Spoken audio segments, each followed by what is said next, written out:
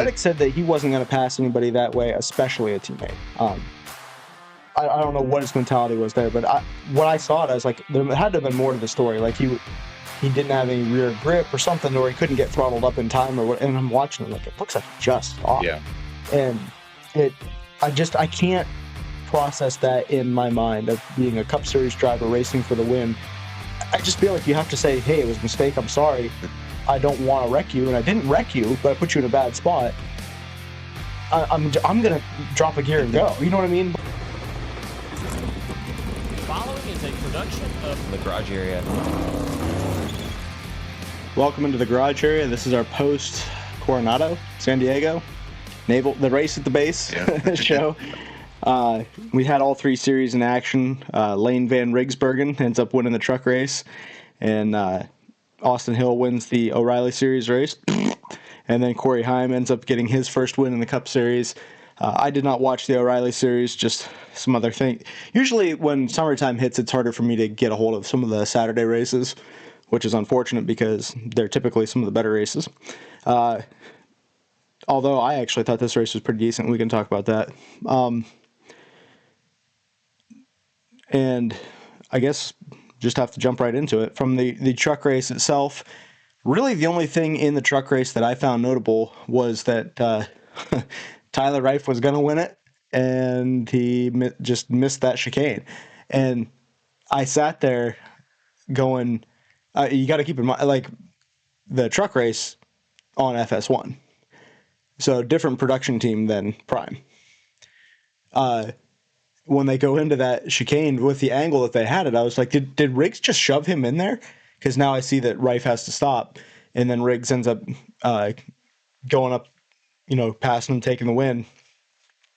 And after the race is over, I'm sitting there going, did he move him? Like, I couldn't tell from the camera angle originally. And I'm sitting there, and they're interviewing guys, and I'm like, show me a replay of this. Did he move him? And then finally it showed he didn't. He just overcooked it and ended up having to get inside the barrier, which resulted in him having to stop.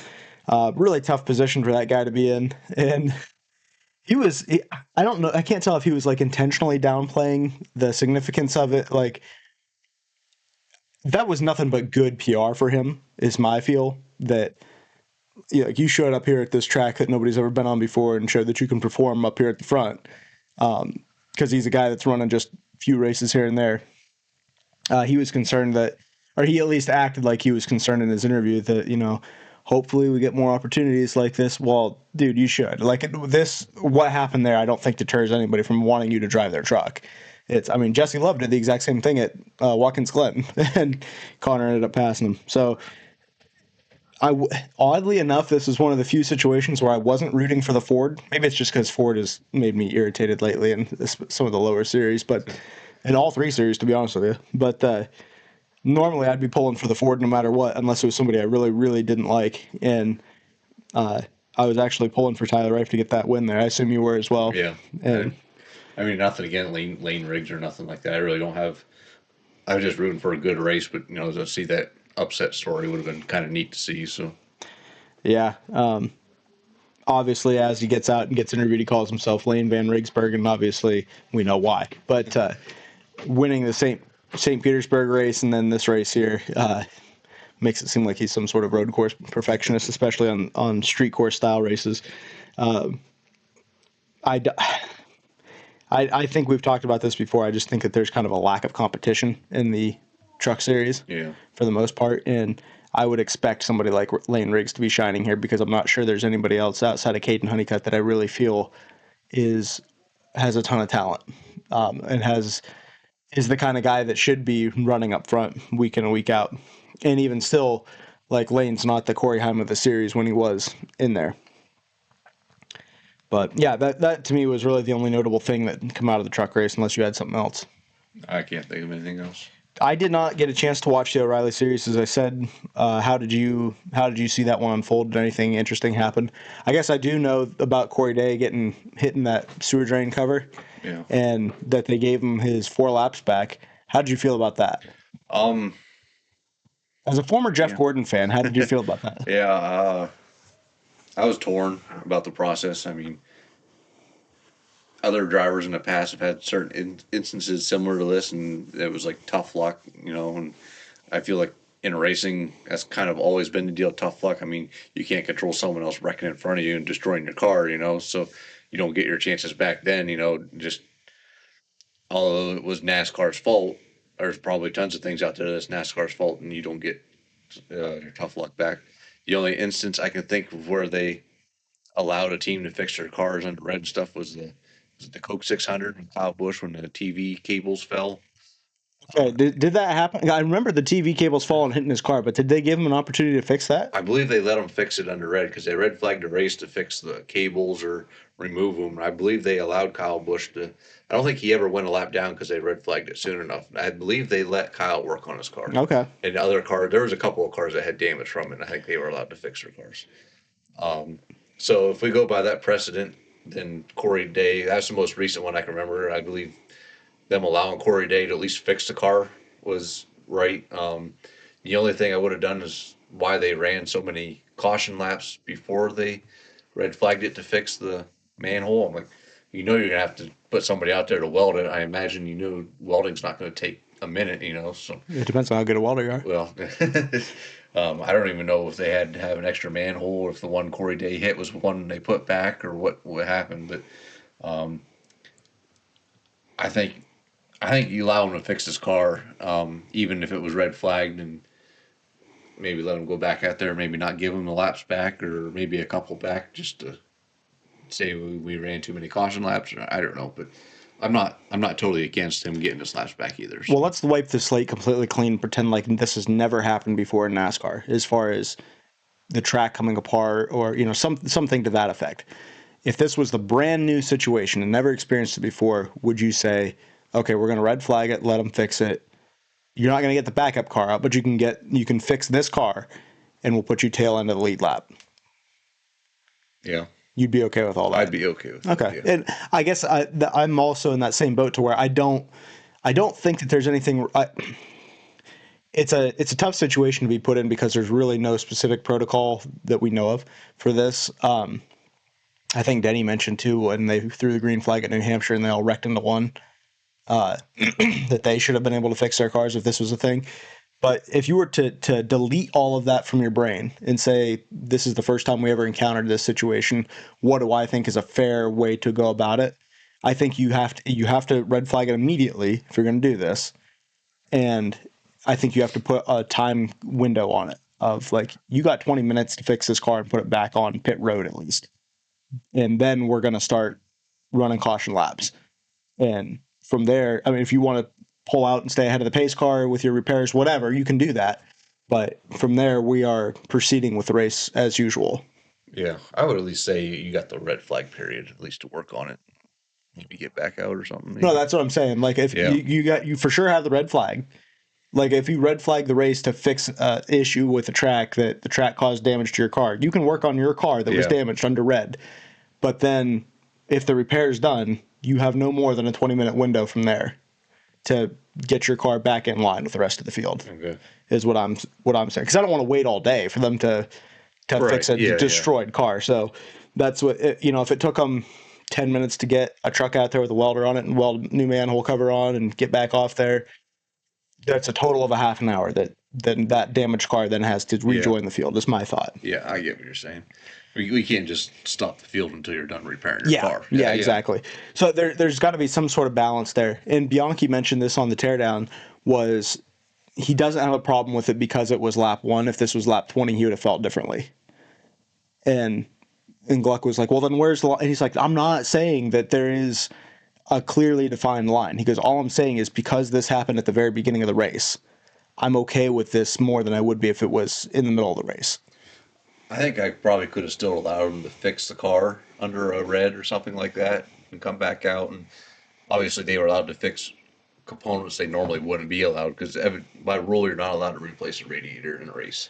So which they had to replace the oil cooler and a radiator because that's what the manhole went through. So there was a couple of different things. Not only did they were allowed to fix under red, they were allowed to replace parts they normally wouldn't be allowed to replace. And I'd say if it was later in the race and the same thing happened, NASCAR deemed it was NASCAR's fault or track yeah. incident or something.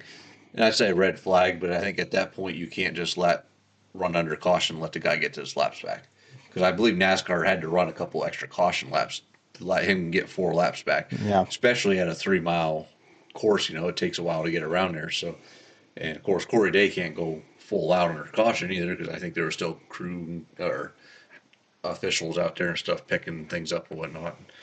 Of course, his day was almost over because a NASCAR truck was heading the opposite direction saw that. and almost hit him head on. So I'm sure he needed some dude wipes after that too. So anyhow, that was I say like middle of the race, fix whatever time period you got to fix. But I think after a certain point, you're probably not getting your laps back. Yeah, it's a fine line. I think that I don't really have a problem with what they did just because of what this race is. Because it's, that's the other thing too. If this was Charlotte or Homestead or somewhere like that, I might feel differently about some of this. But for what this race is, the fact that we've never been here before, like I'm willing to allow a little grace in some of those situations. Yeah. If you don't have it buttoned up at Charlotte or Homestead, well, now I've got a problem. Yeah. And that still doesn't necessarily mean that I would be opposed to them getting the opportunity to fix their car. But that's more on NASCAR's fault at that point. Yeah, these are circumstances that rarely come up in NASCAR, so a lot of these things got to be taken by case basis. Too, Right. So. Yeah, I agree. So no real big issue with that from either one of us. What about the rest of the race? Anything significant happened from there? Sam Mayer clipping the inside wall and then taking out half a field. I didn't see that. Oh, man, I don't remember who he hit now. Sam Mayer turns. I don't remember if it was like turn 2 or 3.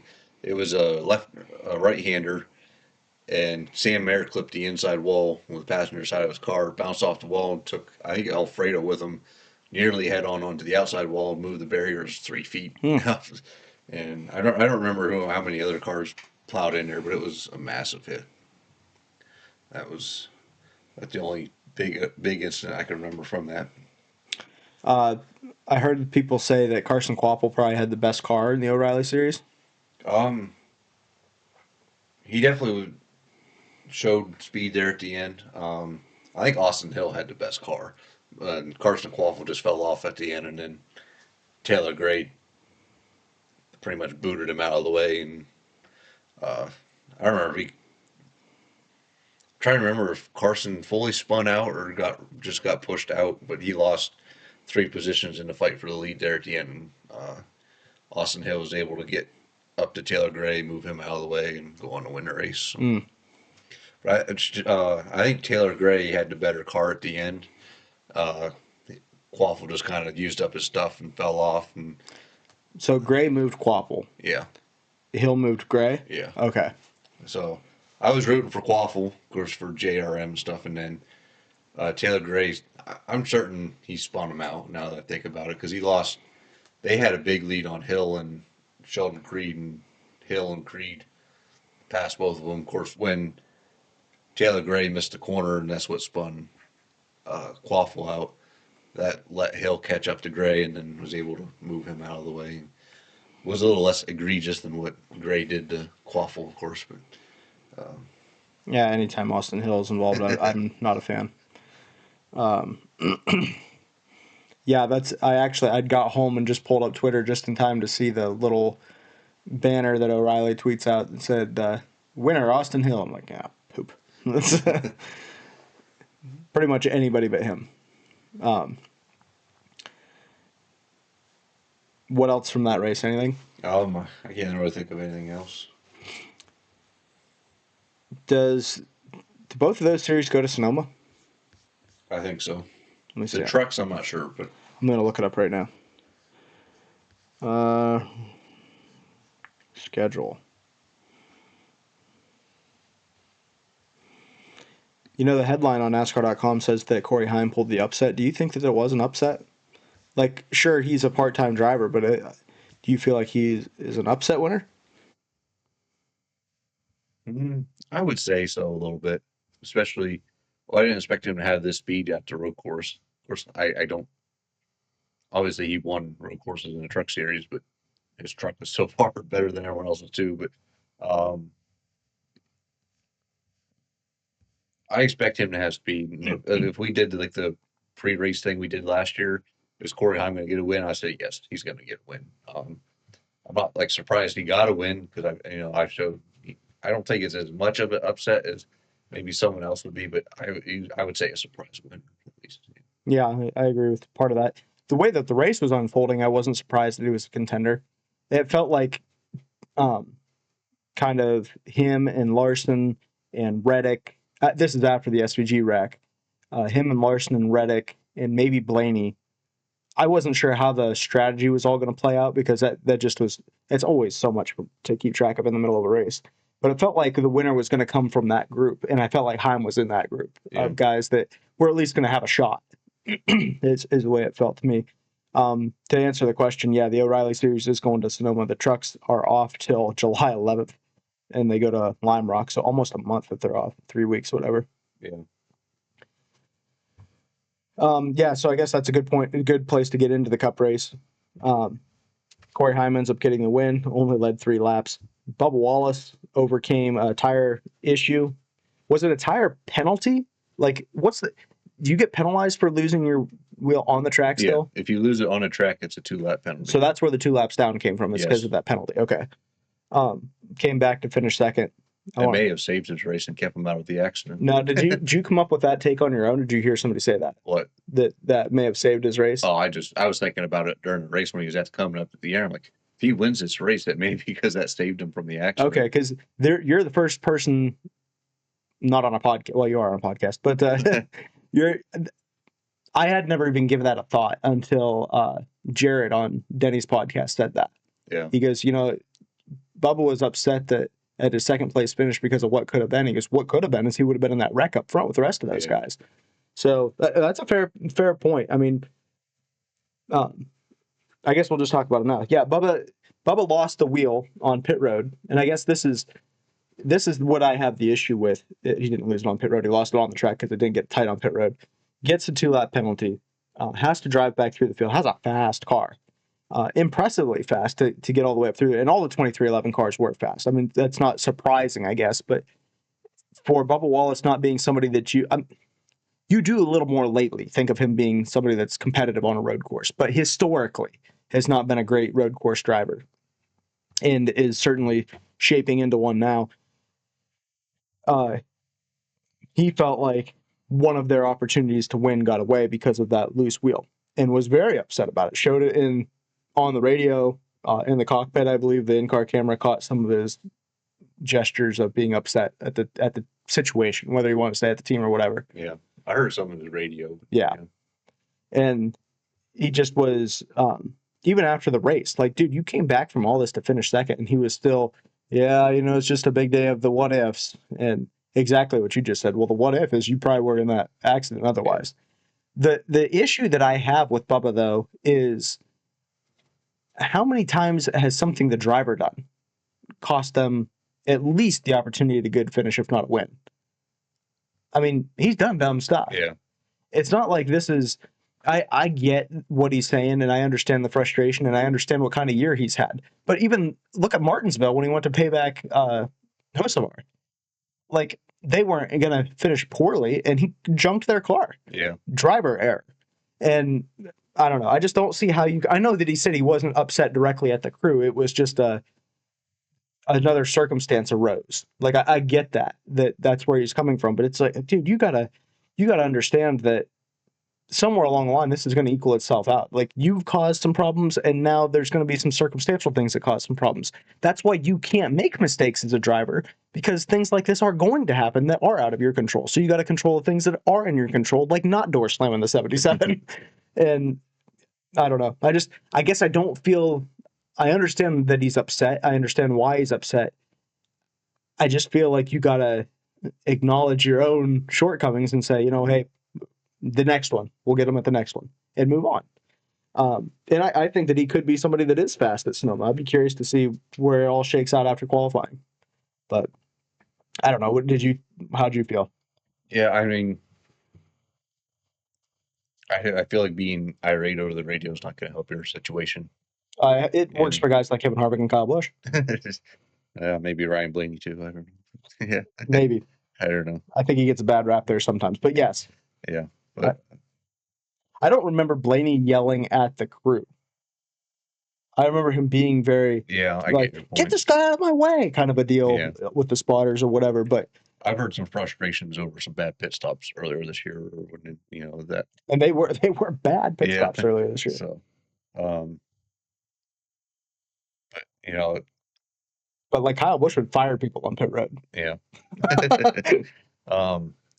Yeah, it just seems like Bubba, once if something goes wrong, it's almost over for him. He can't keep his temper, or loses his mind sometimes. Yeah, doesn't have that mental focus to come back from the adversity. Yeah, even though he came back to finish Second.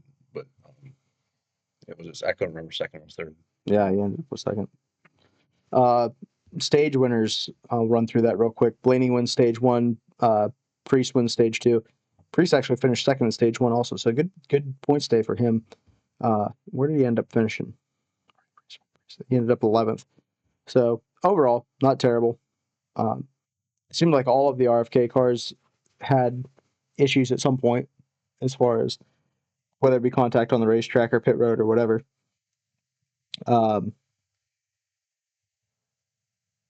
Brent Cruz got in for relief of Christopher Bell, blows the car up almost immediately, and ends up netting out Christopher Bell a dead last finish. I think Christopher Bell could have done that on his own without Brent Cruz's help.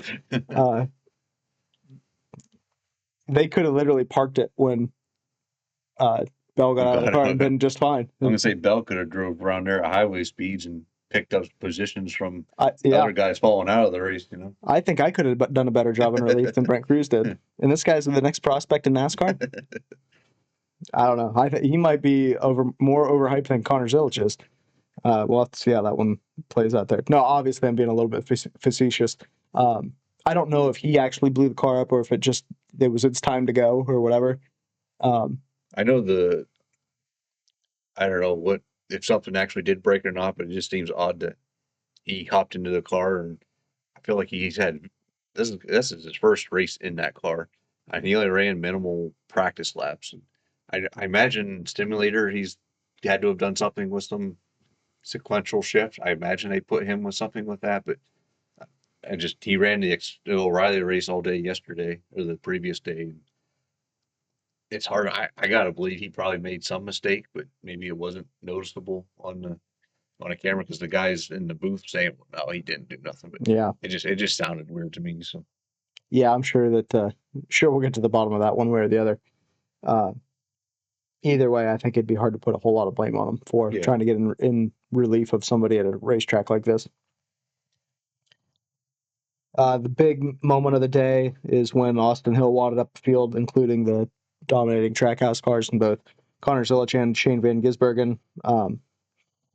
Zilic didn't get a great start there when they threw the green, and SVG kind of looked outside of him like he was going to make it 3 wide and then pulled back in, and Hill just failed to make the corner and ended up wrecking Connor, and SVG was collected in it, and some other guys as well. I saw McDowell got spun around.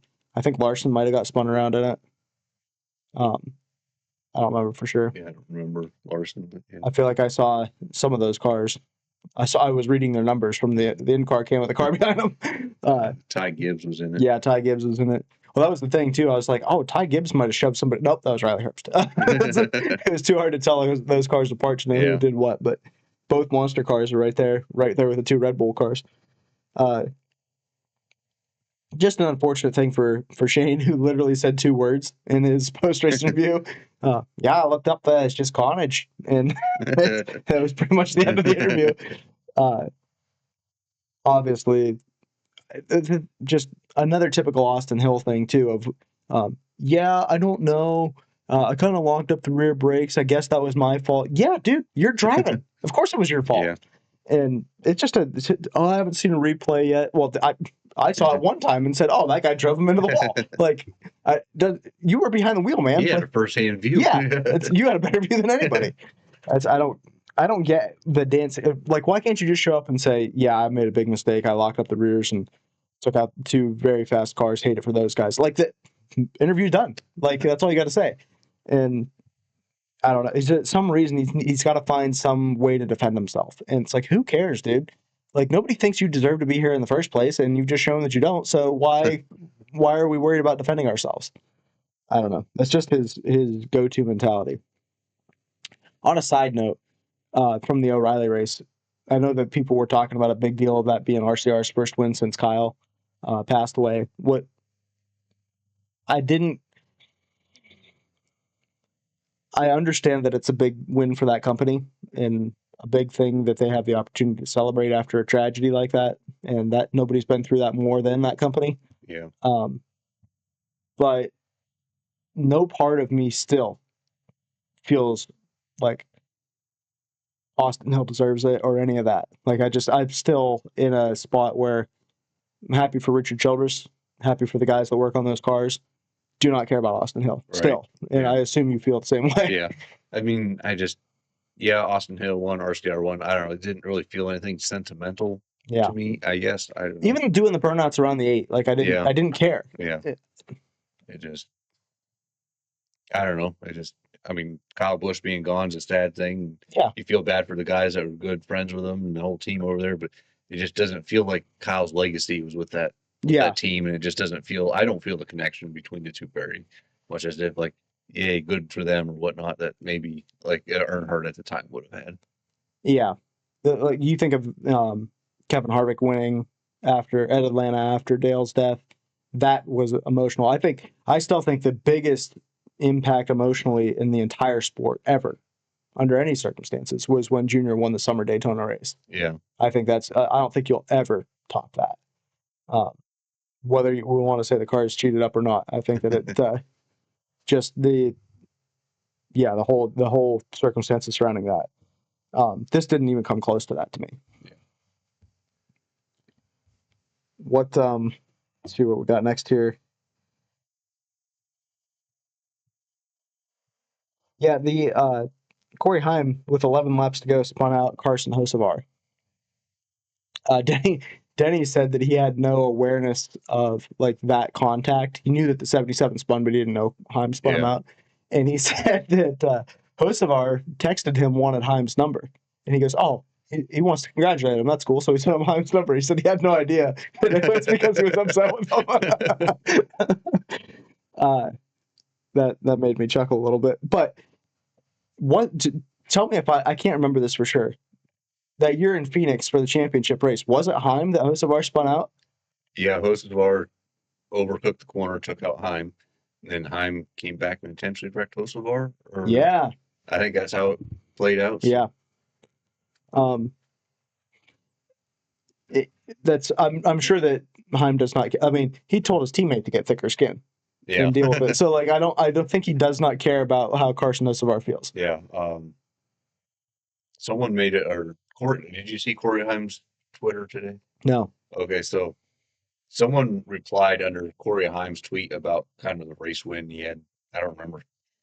Corey Heim reposted something or posted something about winning the race yesterday. And then someone in the comments said had to take out Carson Hocevar to do it. And so Corey quote tweeted it with a video of Carson Hocevar saying, well, get out the way then. That was something Hocevar did in one of those NASCAR things, because they said he was most likely to wreck everyone. So Carson says, well, get out the way if you don't want wrecked, And then even Hocevar posted a picture of him, some guy sitting on a throne with the angry fierceness behind it. So to me, I think it's all just, it doesn't feel as if they're that angry at each other, that more they're just kind of playing around on social media. So to me, I feel like it's going to be something like let bygones be bygones or whatnot. I feel like Corey Heim is I think that not only is he the top prospect in NASCAR, but it's, I don't think it's close. Like, I don't feel like Connor Zilic is somehow, like, they're going to be battling it out at some point. I don't feel like him and Hocevar are going to be battling it out at some point. Jury's still out on guys like Brent Cruz and Corey Day and guys like that. But as far as the group that's coming up right now, I feel like Heim is head and shoulders above those guys. And I think largely it's racecraft. I think he just does a better job at putting a race together than some of those guys. I think he does a better job putting a race together than guys that have been full-time in good cars for a long time. Even, I'm not knocking him as a whole, but like, I think he's as good at putting a race together as Tyler Reddick is. It seems like every time that Reddick's in contention for a win, and we'll get to that on the list here, something happens. There's contact, there's something, and I don't think that Reddick's a bad driver. I just think that at the end of the race, something happens to where there's always a finger to be pointed and a little blame to be had on Tyler. Yeah. And I just think that's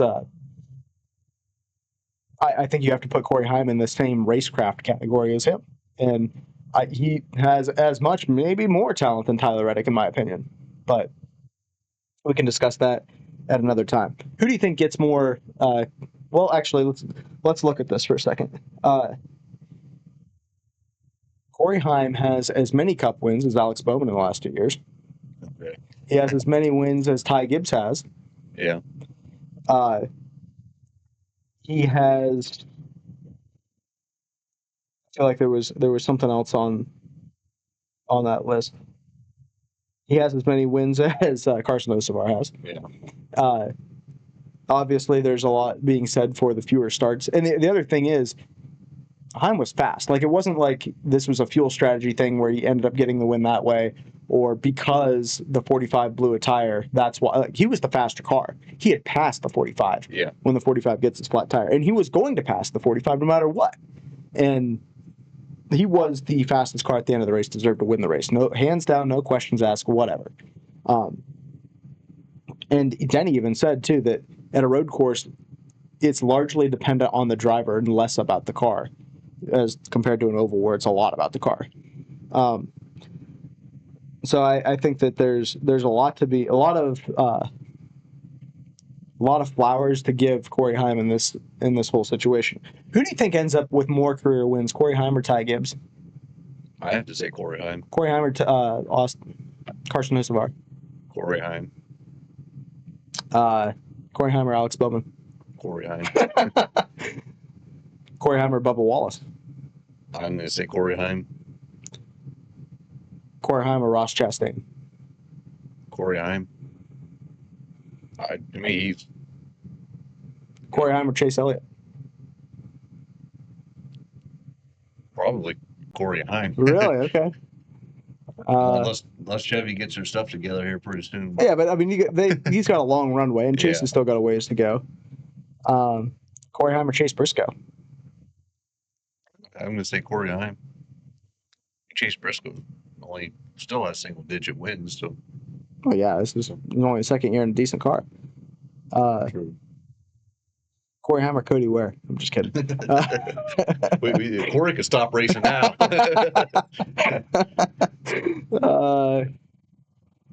Corey Heim or Cole Custer? They're tied right now. Corey Heim, for sure. And... Oh, Corey Heim or did we say Connor Zillich already? No. Corey Heim or Connor Zillich? I want to say Corey Heim. All right. It sounds like you got a lot of faith in Corey Heim, which I do as well. And then I guess we got to talk about that battle for the win there.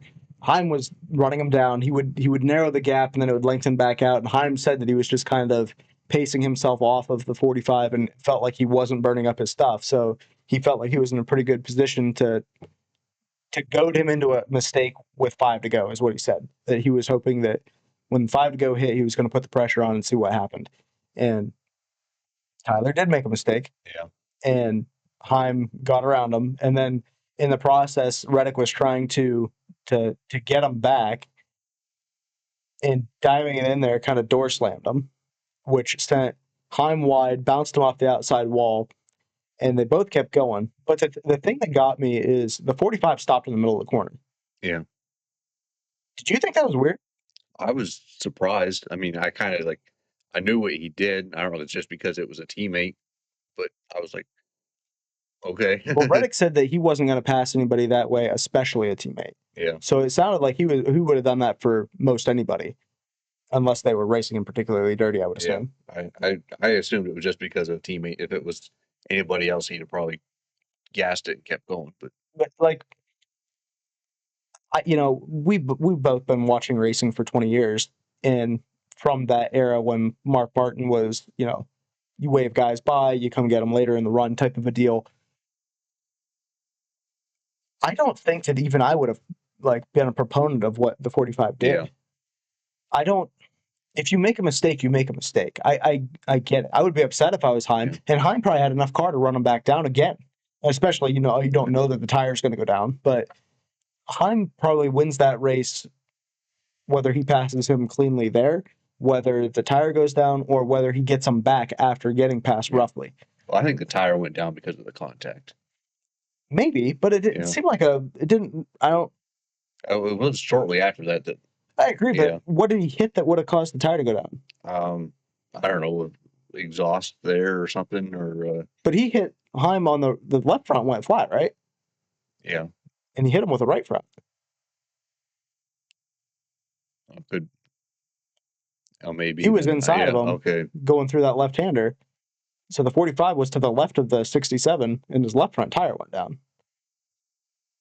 Okay, and then maybe that's that. Yes, I'm confused on the tire part. Like, I don't know what caused it to go down. Maybe he used up his stuff, and that's why Corey got up there, and the tire recorded itself and went down. Then it could be. They asked Denny about the tire on his podcast, and I feel like you now just bringing up everything Denny said. But that Denny said that he didn't feel that at that point in the run that should have been that. Like, he should have worn it out.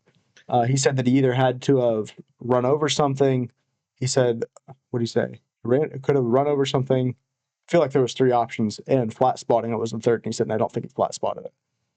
So I wouldn't be surprised. I imagine there could have been debris cautions thrown like every other lap of that race. Yeah. So I wouldn't be surprised if there was debris. I mean, I've seen things flying around the track all race that probably could have been considered debris cautions anywhere else. They probably would have thrown it, but NASCAR held the yellow flag as long as they could. And they should have. I think they did a good job with the yellows yesterday.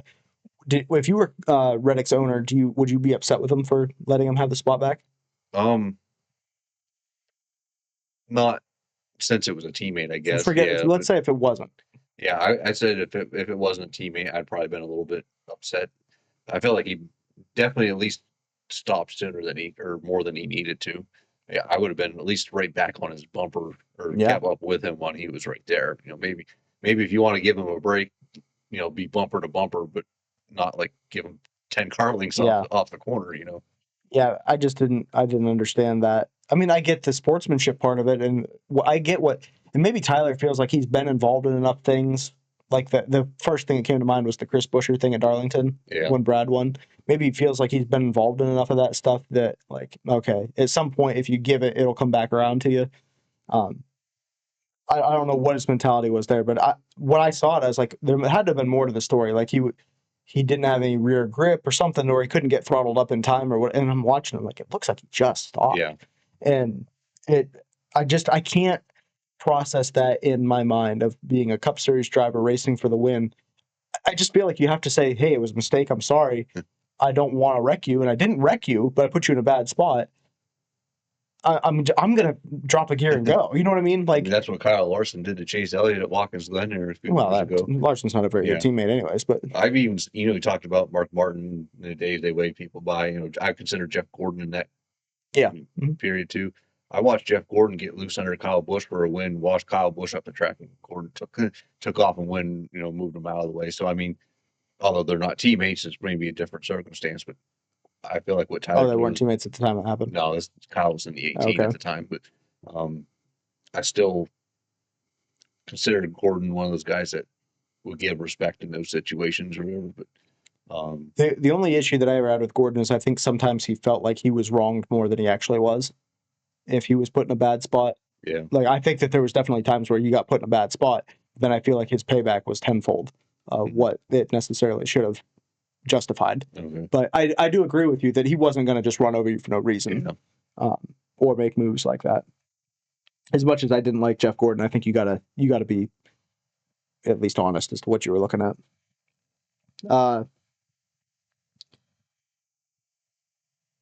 This was interesting. They were showing the graphic on the screen. 3:23:11 drivers got their first win at a road course. Can you tell me who they are? Tyler Reddick, Yep. Corey Heim, Yeah. 2311 driver.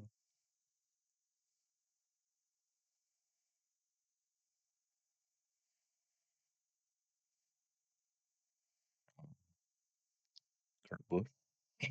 No. No, I'm trying to think of who all drove for 2311 now. This is actually really bad about me because I didn't have them written down. I can't remember the third one was either. I'm not. I can't sit here and tell you who it was. I've gotten so used to just Bubba and Reddick for the Yeah. most part. Oh, Riley Herbst. No, I think maybe I might have counted Bell in that group because he got a win at the Daytona Road Course, maybe. Yeah, but Belden wasn't. Yeah, that's kind of, but that's what I'm saying. I might have looked at that as a Gibbs car and went, "Oh yeah, that was in that same group when I made because they didn't. All they showed on the graphic was cars that got their first or guys that got their first win at a road course. Because like Chase Elliott was in that group, and then I just picked out the 2311 cars. But I feel like there was 3 of them in there. Maybe I messed that up. I know Chastain was on the list. Blaney, I think, is on that list, right? No, he got his first in Pocono. Yeah. His first in Penske was at the Roval. Yeah, I just looked up real quick. Their drivers all time. There's like 5 drivers. Who are they? Kurt Busch, and you have Bubba Wallace, Tyler Reddick, Riley Herbst, and Corey Heimer. It's all that I have here that have driven for. Okay. So, Yeah, I must have messed that up then. Yeah, because it wasn't Herbst. So yeah, I got some bad information on that one, or wrote down bad information. Denny Hamlin has won 11 races this year, including the All-Star races, either a driver or an owner. Maybe this tells me what race. This is race number 17 of 36. So there's only 6 races out of 17 that we've competed in this year that Denny Hamlin has not won in some way or another. Fashion, Do you think that with the accident with Shane and Connor, do you think that this eliminates SVG from making the chase? I'll see after Sonoma, but it definitely makes that hill a lot tougher. So I expected, 60 to 70 points, and then another 60 to 70 points at Sonoma. So that just puts him he's out by 5 points now.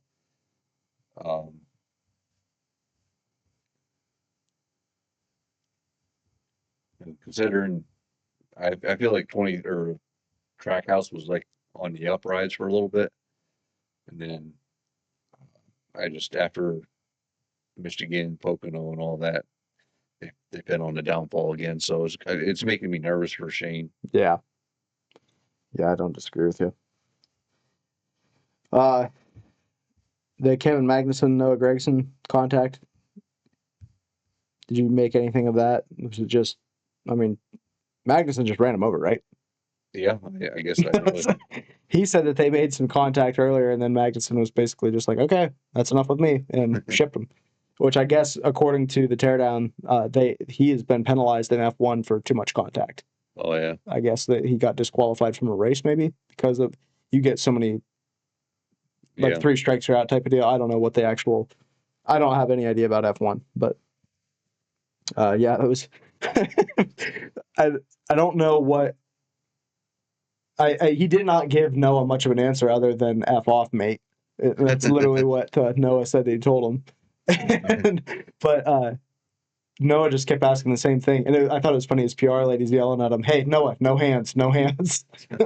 I would have just walked up and clocked the guy. Like, I don't know why that's such a problem in this sport, but and that's Magnussen even said something along the lines of, "Oh yeah, I've watched NASCAR before. I know how it is over here."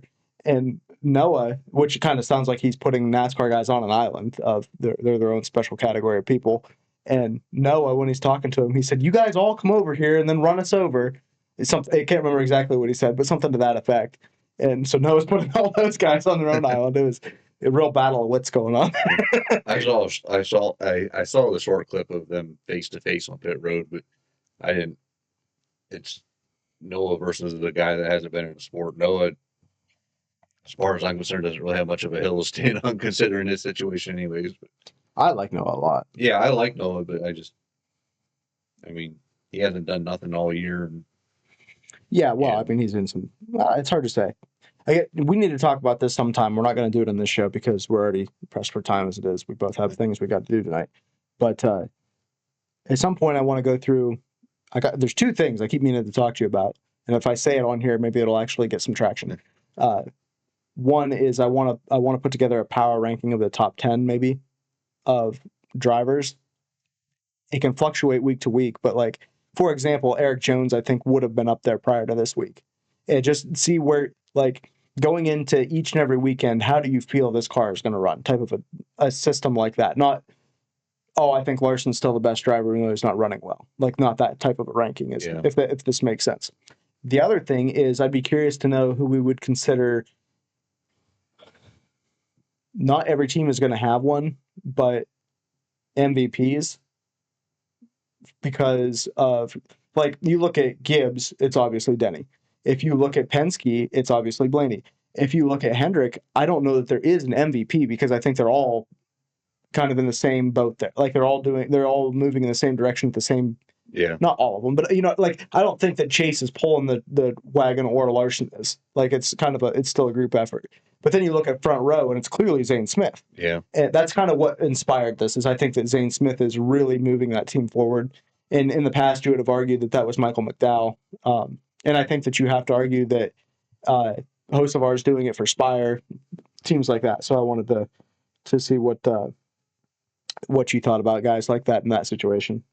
Did you vote in the Jeff Gluck poll? Yeah. Would you vote yes or no? Yes. I did vote yes too because my reasoning was this was a better race than I anticipated it being, like the actual racing. Yeah. I think that you have to approach it, and we talked last week of this is a spectacle, this is an event, this is something for the in-person fan more than it is for us watching on TV. And I still thought that it ended up being a pretty good race. I thought the track was better than the street course. It's plenty big. It could probably be shrunk down some.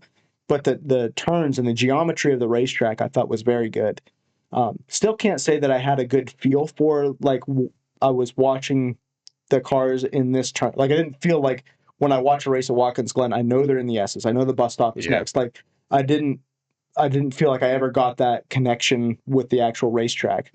That's like when I talked about the Sam Mayer incident. I can see the elbow in my head, but right now I can't visualize where the track it's at. But yeah. Yeah, I also voted yes in Gluck's poll. What do you think the percentage is at right now? It was over 80 when I voted, so like 83-ish or something. It's 84% right now. Uh-huh. It's got 21,000 votes, so they're obviously doing pretty well in that regard as far as voters and what people thought of the race. So that brings it up to you. Where do you put this race on a scale of 1 to 10? Yeah, I was going to give it an 8. Okay. This felt like one of the tracks. We say tire wear matters. Yeah. Tire wear mattered. Taking care of your equipment mattered. I felt like the aero dependency was like almost gone. You had guys with torn up race cars running in the top 10 with competitive laps. Ty Gibbs was missing most of his front fender, bent up, and was running. Did he finish top 10? Ty Gibbs? Oh, he finished 15th, but at one point throughout the strategy, he was in the top 10. Yeah. Actually passing cars up there. So, trying to remember. Michael McDowell was 10th with he had some damage from that wreck. I mean, he wasn't as tore up as some of the other guys. Let's see. Bubba Wallace was able to come from 2 laps down and finish second. I'm trying to remember. He started 12th and he drove up into the top 5. And I just felt like one of the better overall races we've had with racing talent mattered. Yeah. Well, that's my thought was a 7. Yeah. But then they were talking about it on the teardown too, and They said, why would you vote no in this race? And they're like, oh, there's probably some Toyota fatigue. There's some 2311 fatigue. There's some people that are going to vote no just because they're never going to vote yes for a street course, whatever. And while I don't think that it was like street courses and NASCAR to me still don't mix, but I got nothing negative to say about this. I thought everything about it was good. And I actually thought the Cup race was the best race of the weekend in both the on-track performance and the drivers keeping it together mentally. Yeah. And maybe this opinion changes if SVG makes it all the way to the finish. I'm with you, dude. I think you got to give it an 8. I'm willing to bump my number up to an 8. So I thought everything about this race was a positive. Our garage area challenge picks, you had Michael McDowell ended up with a 10th place finish. I had AJ Allmendinger ended up with a 5th place finish. I gained 18 points on you throughout the day. Is that correct? Yeah. So what's that put the lead at now? 30. 30 even. I have a 30 over you. And you're probably going to stretch it out again this weekend because you've already got SVG listed in there for Sonoma. Hopefully he can have a weekend like he had this weekend. And we can still make a little bit of ground. I'll throw out there too. Our pre-race picks, obviously, we both felt that SVG was going to win the race. You stuck with your garage area challenge pick of Michael McDowell being the race winner. He ended up 10th, and I had Zane Smith, who started and finished 4th. Good day for Zane. And like I said, reason that I'd vote for him for MVP. Going into Sonoma, it didn't matter who picked first because you were the only one that had SVG on the board. So that's kind of where we're at with the team or the drivers that we've read it out at this point.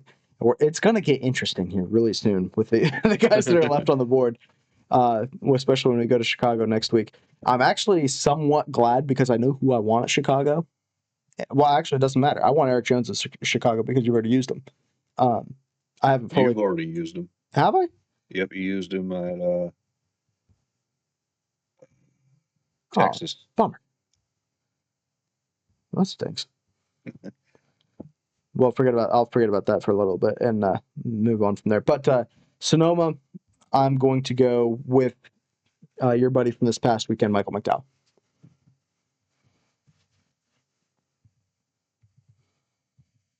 And then we've got Chicago, Atlanta, Wilkesboro.